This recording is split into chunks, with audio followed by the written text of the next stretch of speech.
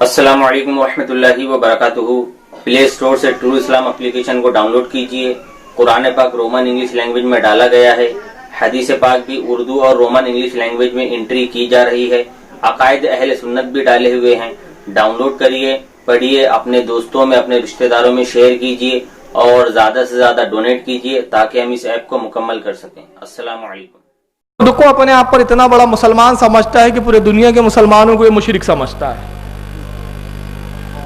اور یہ سمجھتا ہے کہ صاحب صحیح اسلام صرف میں ہی سمجھتا ہوں۔ یہ الگ بات ہے کہ پڑھا کچھ ہے، تعلیم کسی اور طریقے سے ہوئی، کورس کچھ اور تھا، فیلڈ کچھ اور چن لی گئی ہے۔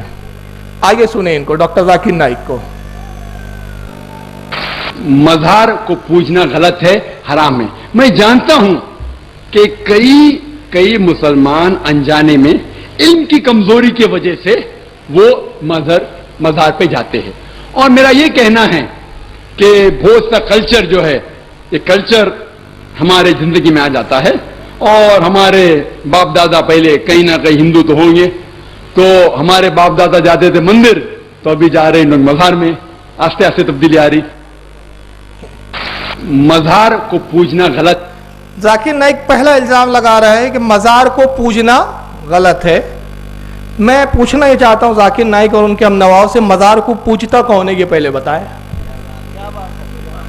مزار کو پوجتا کون ہے؟ پوجنا اور ہوتا ہے، چومنا اور ہوتا ہے۔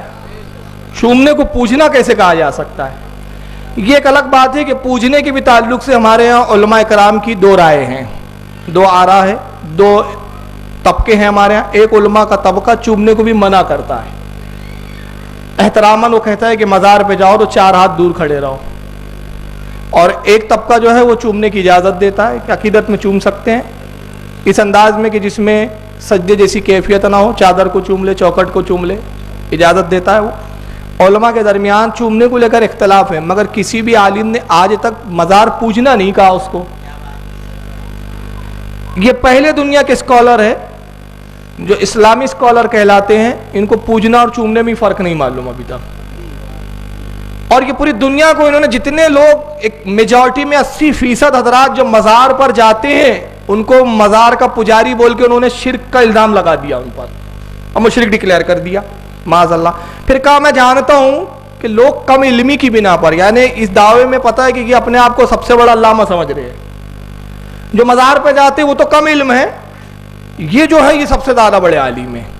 تو کہتے ہیں میں جانتا ہوں کہ لوگ کم علمی کی بنا پر اس طرح کرتے ہیں، اور کلچر جو ہے وہ مل جاتے ہیں۔ پہلے ہمارے باپ دادا جاتے تھے مندر، اب جا رہے ہیں مزار۔ اس جاہل شخص کو یہ بھی پتہ نہیں کہ مزار اور مندر میں کتنا بڑا فرق ہے۔ مزار اور مندر میں بت ہوتا ہے، یہاں اللہ کا ولی ہوتا ہے۔ ولی کو بت سے تشبیہ دینا، ولی کو بت کی طرح بتانا، میں کہتا ہوں کہ خود اپنے آپ میں کفر سے کم نہیں ہے۔ ایک اللہ کا محبوب ہے اور ایک اللہ کا دشمن ہے۔ ایک جگہ اللہ کی رحمتوں کا مرکز ہے، ایک جگہ اللہ کی رحمتوں سے محروم ہے۔ دونوں جگہوں میں بھی فرق، دونوں کی اصطلاحیں الگ الگ، دونوں کی حیثیتیں الگ الگ، مگر ذاکر نائک اتنے بڑے اسکالر ہے کہ انہیں مندر اور مزار میں کوئی فرق نظر نہیں آتا، معاذ اللہ۔ اور یہ اصل میں وجہ کیا ہے؟ جس کی یہ تقلید کرتے ہیں، تقلید کس کی کرتے ہیں؟ یہ کہتے ہیں بظاہر کہ ہم غیر مقلد ہیں، ہم اہل حدیث ہیں، ہم صرف حدیث کو فالو کرتے ہیں، مگر یہ لفظ بولنے کے لیے ہوتا ہے، در حقیقت یہ عبدالوہاب نجدی کے پیروکار ہیں، کیونکہ روئے زمین پر پہلا عبدالوہاب نجدی وہ شخص ہے جس نے کہا کہ رسول اللہ کے روضے کو دیکھنا بت کو دیکھنے کی طرح ہے۔ کتاب التوحید میں ابن عبدالوہاب نجدی نے یہ بات لکھی، تو یہاں سے واضح ہو گیا کہ نظریہ اس نے بھی کہا تھا نبی کا روضہ، نبی کی مزار بت ہے، اور ذاکر نائک بھی کہہ رہا ہے کہ مزار اور بت ایک ہی طرح ہیں۔ پہلے باپ دادا جاتے تھے مندر، اب جا رہے ہیں مزار۔ اب انہوں نے شرکت الزام لگا دیا، مگر آئیے غیبدہ نبی نے 1400 سال پہلے بتا دیا کہ جو لوگوں پہ شرک کا الزام لگائیں گا وہ خود پکا مشرک ہوں گا۔ آئیے حدیث دکھاتا ہوں میں، یہ ہے تفسیر ابن کثیر،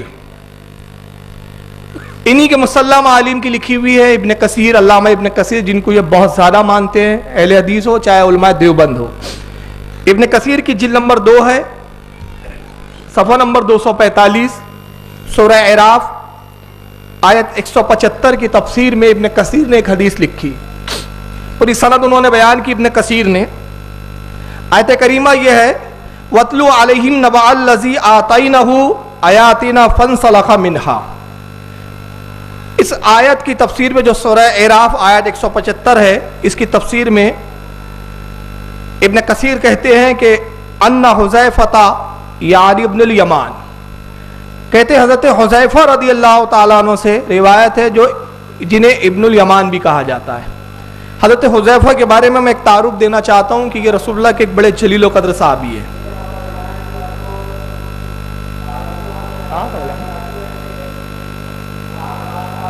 اچھا،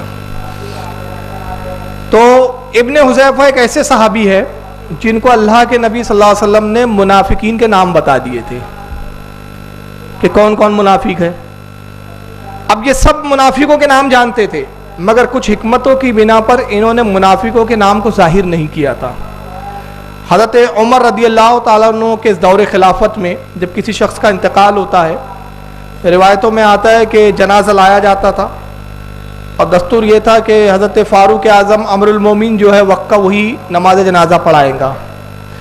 جنازہ لایا جاتا ہے تو فاروق اعظم اپنے حجرے سے نکلتے اور فرماتے اس جنازے میں حذیفہ ہے.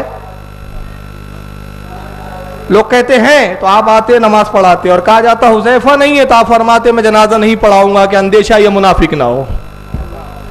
تو حذیفہ اس زمانے میں کیا تھے؟ دیکھیے اب بات ذہن میں آئی ہے، میں عرض کر رہا ہوں حذیفہ کیا تھے اس وقت؟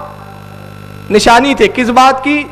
جس جگہ حذیفہ ہے وہاں مومن ہے، اور جس جگہ حذیفہ نہ ہو وہ جگہ ڈاؤٹ فل ہے. تو نشانیاں بدلی.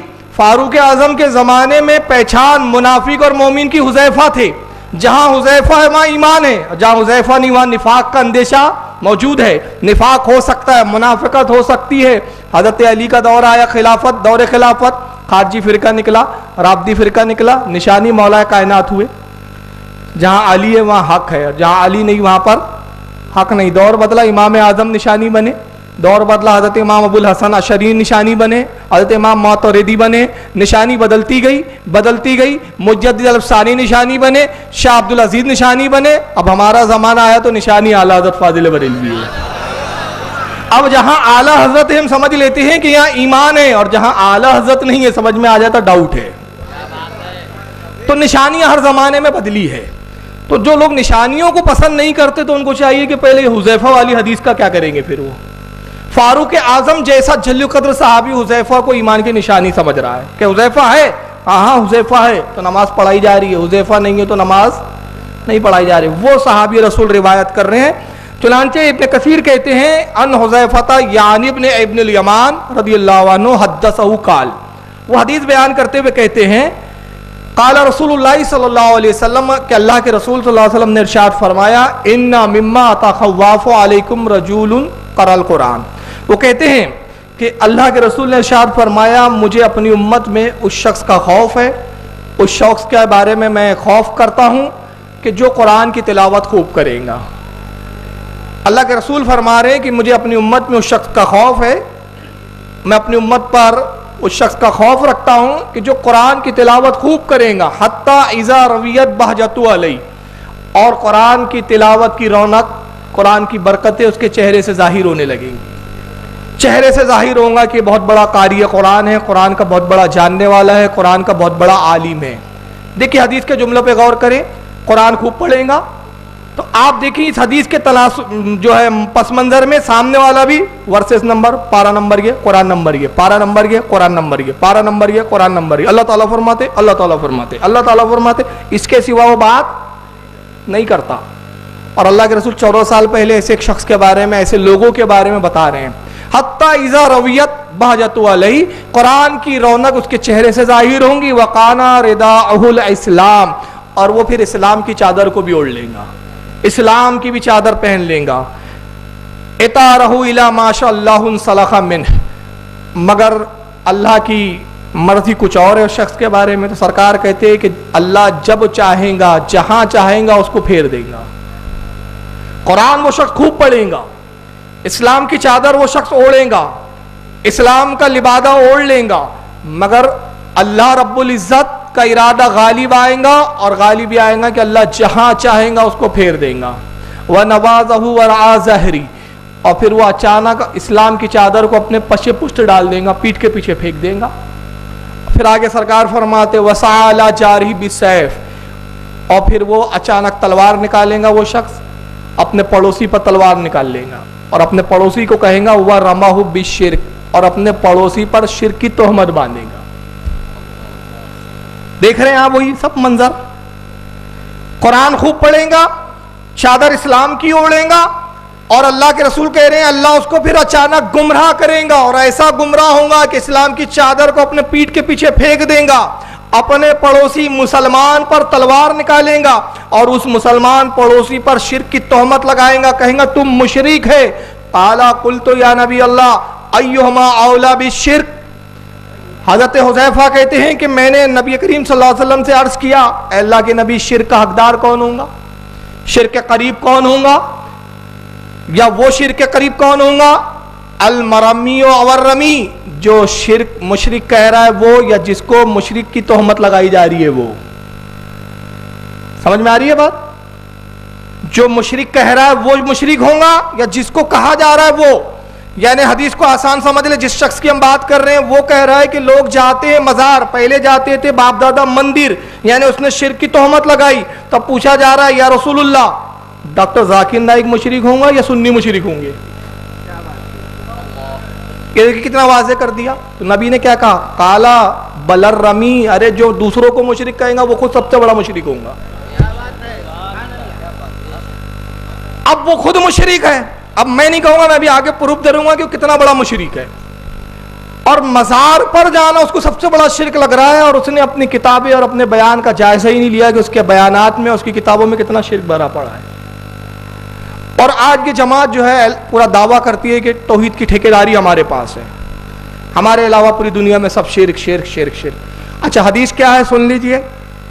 آگے ابن کثیر نے کہا اسناد و جید, اس کی سند جید ہے, سند بھی اس کی ضعیف نہیں ہے.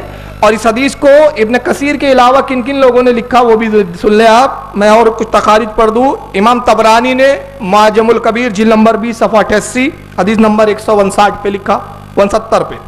امام ابن حبان نے اپنی صحیح کے اندر جلد 1 صفحہ 248